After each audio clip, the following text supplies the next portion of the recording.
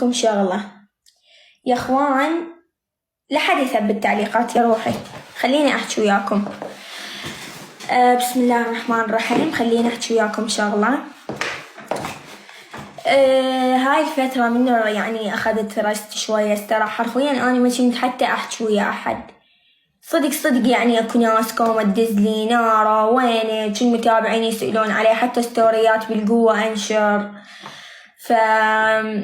مدى أنزل ستوريات، أحس يعني هالفترة كلش كنت يعني عاجبني أتبعد عن الناس وأتبعد عن كل شي. خوش حبايب قلبي، فتبعدت لأنه حتى بنفس الوقت أحس إنه يعني حتى كصداقة إن كان بالسوشيال ميديا أو بعيد السوشيال ميديا، فصرت أخاف حتى من الصداقة. يعني هسه مثلا يمكن شخص زين وياي وهاي، بس أنا عندي شك بداخلي إنه هذا الشخص يعني شي يوم يجي يا يغدر بيا، يا مثلا ما يقدم مثل ما يقدم الاهتمام أو الوفا اللي أنا أقدمه. أوكي، فهاي الفترة كلش متوترة، يعني حتى لو أصدقائي المقربين دا يصير شك بيا، فكلش أخافن. وبنفس الوقت ما أريد أتعلق بشخص يعني يكون حيل قريب علي وبالأخير يصير لنا مشاكل، أو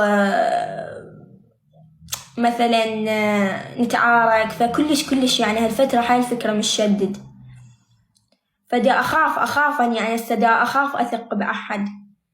فما أعرف إذا مرات هيك يعني انقلب، يعني حتى محتاجة يعني هيك فترة شوية أغير عن نفسيتكم، أرجع مثل قبل، أعرف ويا منو أصعد، وبنفس الوقت حتى أخاف أصعد ويا أحد وآخذ وياه وأمطي وأسولف وهاي. فأنا هالفترة كلش يعني فكرة مش